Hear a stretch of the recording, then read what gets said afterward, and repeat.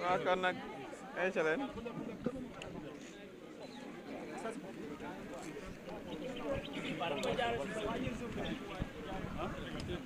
c'est bon waa kan mooy joxe feu vert bi cadre. Voilà, nous avons appris sans grande surprise que nos parrainages ont été invalidés. Le contraire nous aurait étonné, puisqu'il y avait une volonté affichée dès le départ par Macky Sall de nous éliminer de la course. Mais je ne suis pas la seule, parce que c'est aussi le moment pour moi d'exprimer ma pensée solidaire envers un candidat qui aurait dû être là avant tout le monde. Il s'appelle Ousmane Sonko. Donc, dans cette lancée, je ne me faisais aucune illusion. Mais je voudrais tout d'abord remercier du fond du cœur tous les Sénégalais qui nous ont parrainés, à commencer par mes responsables de Mimi 2024 qui se sont tous battus comme des lions partout au niveau du Sénégal, qui ont fait un parrainage de très bonne qualité. Je signale d'ailleurs que dès le début, on nous a volé tous les parrains de la région de Saint-Louis. Déjà, au départ. Lorsqu'un régime est décidé à faire cela, vous savez bien qu'il ne va pas s'arrêter à mi-chemin. Le président Macky Sall tenait certainement à sa revanche contre le troisième mandat, mais je peux vous réaffirmer, et je voudrais le dire au nom de tous mes responsables, que nous resterons déterminés et engagés pour que le changement se fasse dans ce pays-là. Il est important que plus jamais au Sénégal, plus jamais, on ne vive cette situation que nous avons connue, où on tire au sort vraiment, voilà, le prochain président du Sénégal quasiment, après en avoir éliminé, voilà, un important, Ousmane Sonko, qui aurait dû être là, injustement emprisonné, malgré 2 décisions de justice, on ne le laisse pas participer. Donc moi-même, je ne suis pas étonné de ce résultat-là, et je vais continuer avec mes camarades à nous battre, et avec justement ce collectif vraiment des candidats spoliés. Parmi lesquels d'ailleurs des candidats qui ont été admis à participer à l'élection présidentielle. Macky Sall ne peut pas me sortir du jeu politique. Ça, c'est une vue de l'esprit à son niveau. C'est une illusion. Je serai toujours là, que Dieu me prête vie et je continuerai à me battre pour la démocratie sénégalaise, pour que, plus jamais, comme je l'ai dit, on ait ce système injuste qui condamne, qui emprisonne. C'est le moment aussi d'avoir une pensée pour les 2500 jeunes qui sont encore en prison, dont notre responsable de Mimi 2024 du département de Tambacounda. Voilà dans le contexte dans lequel les élections vont s'organiser. Lui-même, Macky Sall, quand il est arrivé au pouvoir, il n'est pas passé par tout ça. Il n'est pas passé par tout ça. J'ai été son délégué national pour le parrainage au présidentiel et aux législatives, et on voudrait me faire croire que je ne sais pas collecter du parrainage. Après, on a été obligé de m'arracher une région, voilà, de créer des doublons, de recréer des doublons. Mais évidemment, la volonté était que je ne participe pas, moi et d'autres, y compris Ousmane Sonko. Mais ce n'est que partie remise. Ça, je peux prendre date avec le peuple sénégalais. Nous serons impliqués dans la campagne. Nous dirons ce que nous aurons à dire, Inch'Allah. Parce que nous le devons au peuple sénégalais. Vous n'êtes pas de soutenir un candidat? On verra, on en discutera. Mais à cette étape-ci, nous avons déjà 28 candidats qui ont fait un recours. Nous demandons au Conseil constitutionnel... Il y a des candidats qui aujourd'hui ont pu passer le cap. Oui, bien sûr. Est-ce que donc ce combat-là n'est pas perdu d'avance? Ouais, rien n'est perdu en démocratie. Vous vous battez. Sinon, si on se battait juste pour nous-mêmes, on serait chez nous couchés. Voilà. Mais on se bat pour notre démocratie. Et ça, c'est complètement injuste. Ce système est injuste parce que même s'il faut un parrainage pour sélectionner les gens, mais il n'y a aucun pays où on tire les candidats au hasard. Ça n'existe pas. Voilà.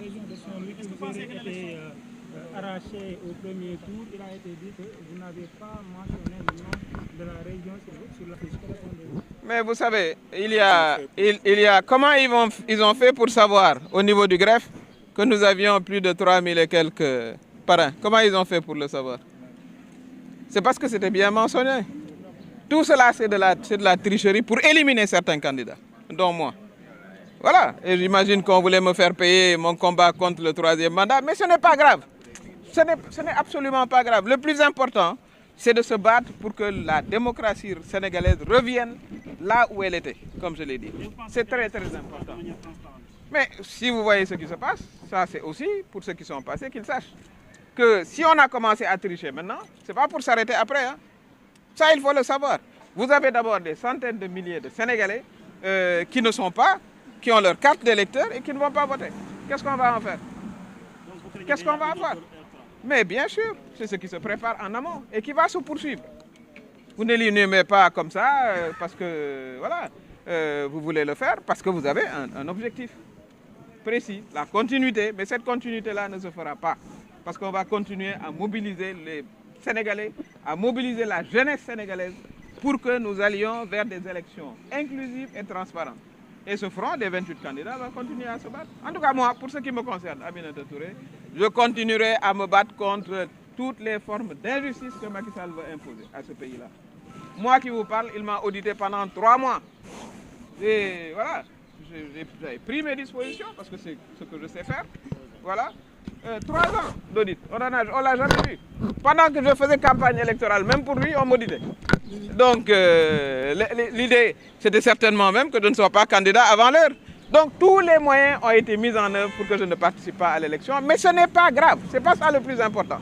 Le plus important, c'est qu'on continue, nous tous, à nous battre pour que cette démocratie qui a fait notre fierté vraiment continue à s'épanouir.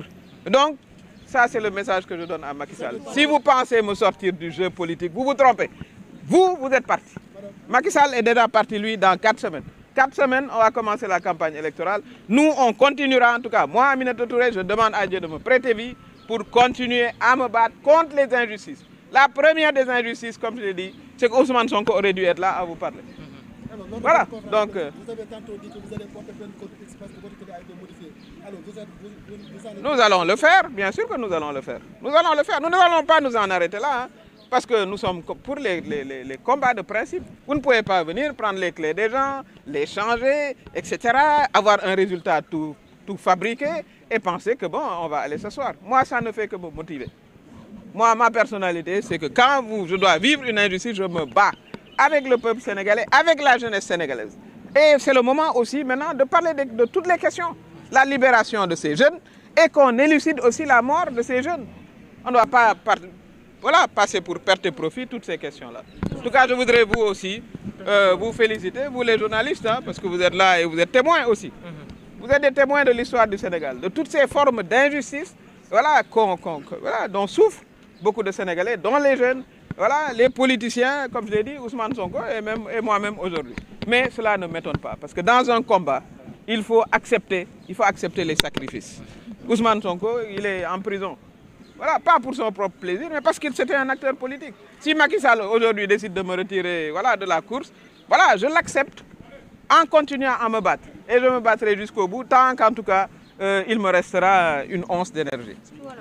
Voilà, Mangi Tambali par Wahne, waouh, li xew dara bettuñu ci nenañu voilà li ñu doon laaj ci ay parrain jotuñu ko am dañuy sant yàlla d'abord ndax jullit lu mu fekkee rek d'abord na ci sant yàlla te lii nag moom du lu ma bett ndax Macky Sall ba ma dalee xeex ak moom contre le 3e mandat moom defe naa ne waatoon na ne du ma bokk ci élection yi ni mu waate woon ne Ousmane Sonko du bokk ci élection yi moom waroon na taxaw fii waxtaan ak yéen booy seet ci injustice lu mu metti defe naa ne bosom kenn rawlewu ko ndax li mu def ba mu dem kaso taxawal Sénégal la ak ñu àndoon di xeex ci 3e mandat Macky Sall nag moom waatoon na ne moom du bokk mais man ni du ma bokk waaye loolu amul solo parce que nag ay pouvoir ci ñun du obsession li ñu tax a jóg mooy xeexal suñu réew xeexal suñu démocratie te danañ ci continuer xeex moom mooy dem dans 4 semaines mu bàyyee ñu réew waaye ñun incha allah li ñuy ñaan yàlla mu may ñu kattan ba li nga xam ne mooy injustice ci réew mi ñu continuer di ko xeex di ko taxawal damay gërëm di sant sama responsable Mimi 2024 yëpp sant suñu mandataire national suñu mandataire régionaux yi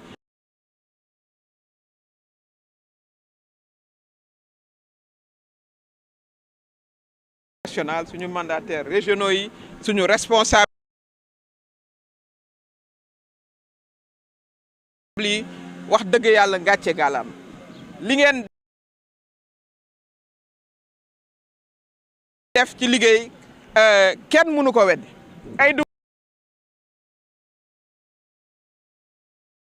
lañ leen di wax de dañ leen naan ay doublon de wala ñu jël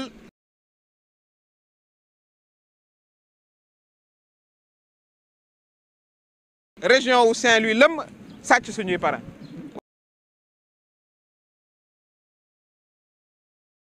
à Saint-Louis nag xam naa ne bu élection jotee loolu danañ ko fajal seen bopp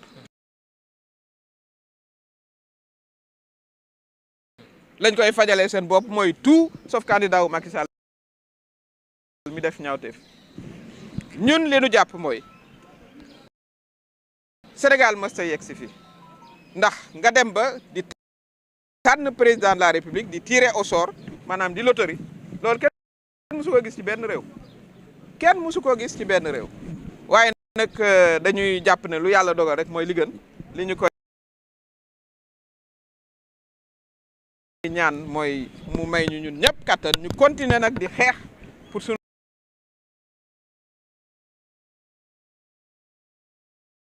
démocratie taxaw pour élection yi ñu jëm mu doon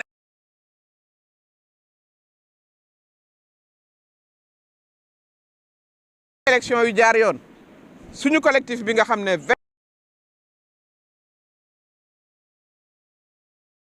28 candidats lañ am nañu ci jàll tey danañu continuer di xeex pour que parrain yi nga xam ne dañu koo sàcc wax dëgg yàlla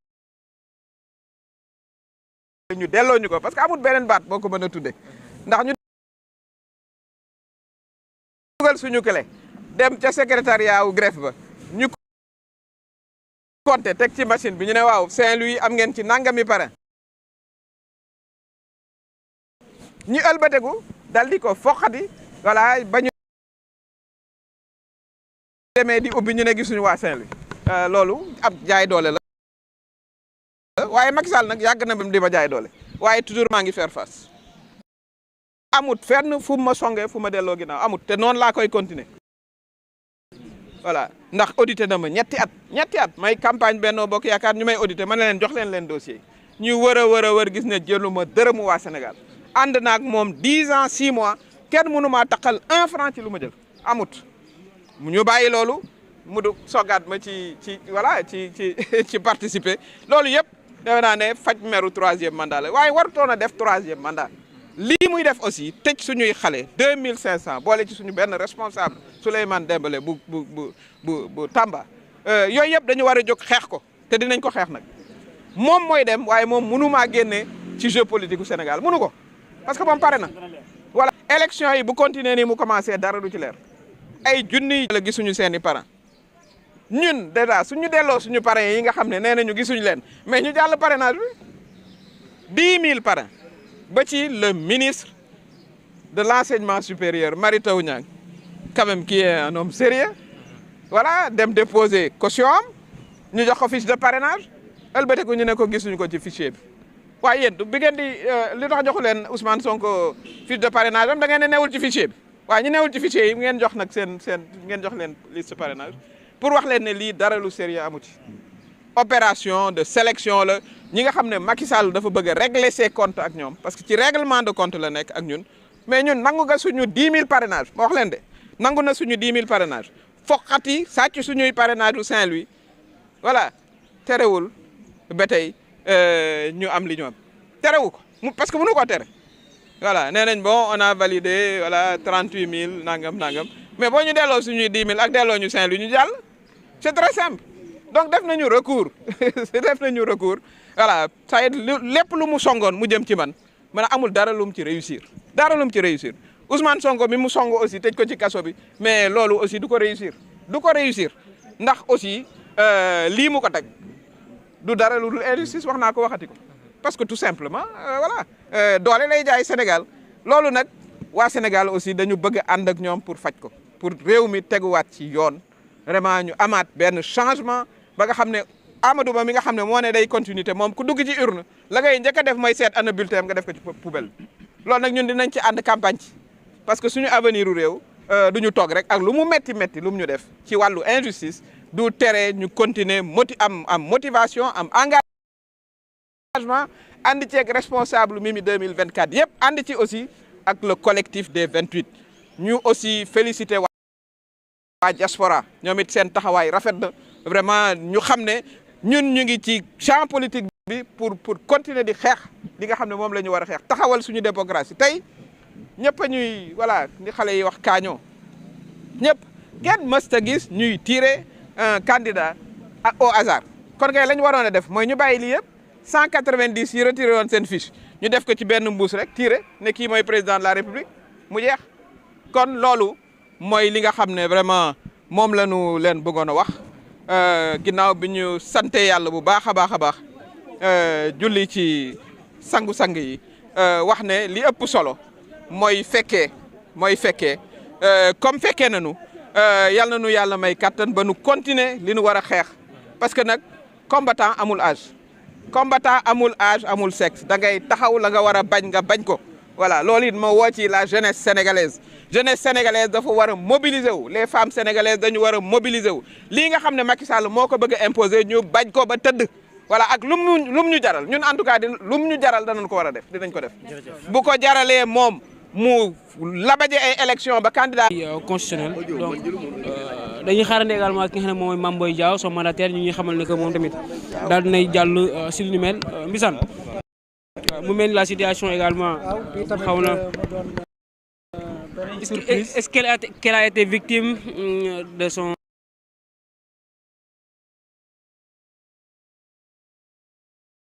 dama mën a avancer foofu mais lu ma mën a jàpp rek mooy ne c'est une surprise quand même parce que moom am na benn parcours bu am solo bu mu jot a def ci politique gu Sénégal yàgg na même jamono yi avant Macky Sall jamono yi Abdou Diouf déjà et tout doonoon na fi directrice de campagne Landing Savané ak yooyu noonu kon yàgg na ci politique bu Macky Sall ñëwee mu teg ay pas de géant doon fi ministre de la justice doon fi premier ministre di diriger fii ay institution yu am solo donc mu ngi noonu surprise la moom nag état bi la joxoñ baaraamu tuuma te nee na ci lu ñu jëm aussi fraude électorale la maanaam benn putsch bi nga xam ne ni électoral moo naraam daal di joxoñ baaraam daa mel ni nag waa Mame Boye Diao validé nañ waaw ñoo ngi yuuxu rek ñu mel ni ko gañe marché nawetaan de waaw kontaan mbégte waaw moom lañ am seen côté waaw mu ngi noonu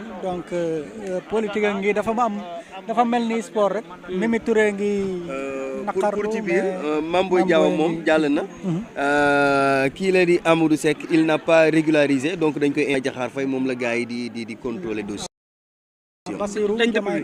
il fait exactement 17h25 28 minutes lii kon moom moo nekk di xew fii ci diwaanu conseil gannaaw ba madame Aminata Touré jàllee ñu recalé ko ki nga xam ne moo di Mame Boye Diao jàll na ki nga xam ne moo di Amadou Seck dañ ko daal di recalé parce que régularisé wul Bassirou Diomaye Faye moom la ñuy contrôler li nga xam ne moom moo di son dossier. kon instant bii nii Bassirou Diomaye Faye kon la ñuy contrôler éliminé nañu Mimi Touré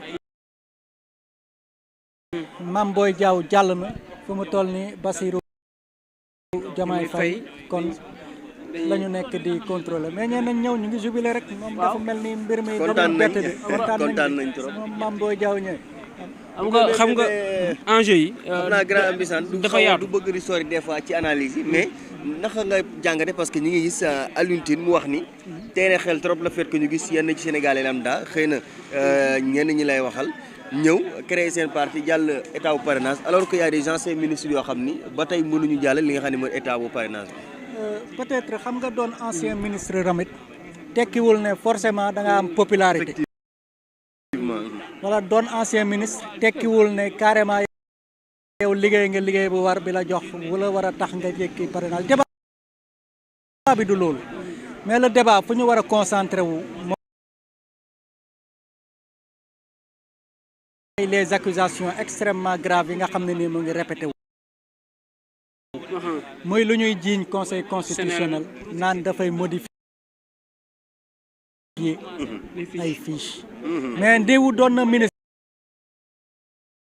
wala premier ministre mais boo liggéeyul doo jàll parrainage ndiwu doon na ministre wala premier ministre wala leneen pas populaires.